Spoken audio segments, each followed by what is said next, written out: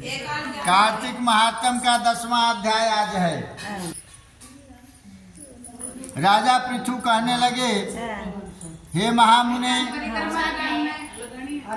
आपने कार्तिक मास में विष्णु भगवान की पूजा का महात्म सुनाया। इस मास में यदि अन्य किसी देवता का पूजन या व्रत होता हो तो वह भी कहिए। तब नारद जी बोले, हे राजन, आश्विन शुक्ला पूर्णिमा को ब्रह्मा जी का व्रत, कार्तिक कृष्ण चतुर्थी को गणेश जी का तथा अष्टमी और अमावस्या को भी लक्ष्मी जी का व्रत किया जाता है। जो कुमारी कन्याएं कार्तिक मास में इस व्रत को करती है उन्हें सुयोग्य वर मिलता है। यदि विवाहित स्त्री इस व्रत को करे तो उसका सुहाग अटल रहता है। प्रातः काल स्नानादि से निवृत्त होकर चंदनादि से श्री गणेश जी का पूजन करें। फिर सायंकाल गणेश जी का पूजन करके चंद्रमा का उदय होने पर उसको अर्घ्य देवें। तत्पश्चात उत्सव मनाते हुए भोजन करें। सधवा स्त्रियों को अपने सुहाग की रक्षा के लिए यह व्रत अवश्य करना चाहिए। नारद जी बोले, हे राजा पृथु, अब हम इस व्रत का एक इतिहास तुमको सुनाता हूँ। भद्रावती नगरी में सुधर्मा नाम का एक राजा था। उसके रविदत्त, सुशर्मा, जय शर्मा और सुशोभन नाम वाले 4 पुत्र तथा वीरमती नाम की एक कन्या थी। सुधर्मा ने अपनी कन्या का विवाह देवव्रत के साथ कर दिया। वे दोनों प्रेम पूर्वक रहने लगे। एक दिन अचानक घर पर सर्प काट लिया। देवदत्त की मृत्यु हो गई। यह देखे वीरमती जोर जोर से रोने लगी, चिल्लाने लगी।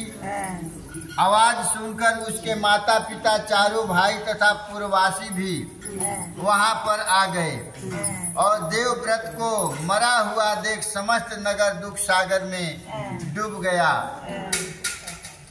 उसी समय दुखों को दूर करने वाले पुलस्त मुनि भी वहां आ पहुँचे। राजा ने हाथ जोड़कर विनय पूर्वक उनसे पूछा, हे महात्मन, किस पाप कर्म के कारण मेरी यह कन्या विधवा हुई है? तब पुलस्त ऋषि ने कहा, हे राजन, कार्तिक मास में गणेश चतुर्थी का व्रत न करने के कारण ही यह कन्या वैधव्य को प्राप्त हुई है। फिर पुलस्त जी कहने लगे कि एक समय दैत्यों के नाश का उपाय खोजने के लिए ब्रह्मा, विष्णु, महेश तथा इंद्र आदि सब देवता एकत्रित हुए। उस समय ब्रह्मा जी ने कहा कि गणेश चतुर्थी का व्रत संपूर्ण दैत्यों का विनाश करने वाला है। तब सब देवताओं ने कार्तिक कृष्ण चतुर्थी का व्रत किया, जिसे दैत्यों पर विजय प्राप्त हुई।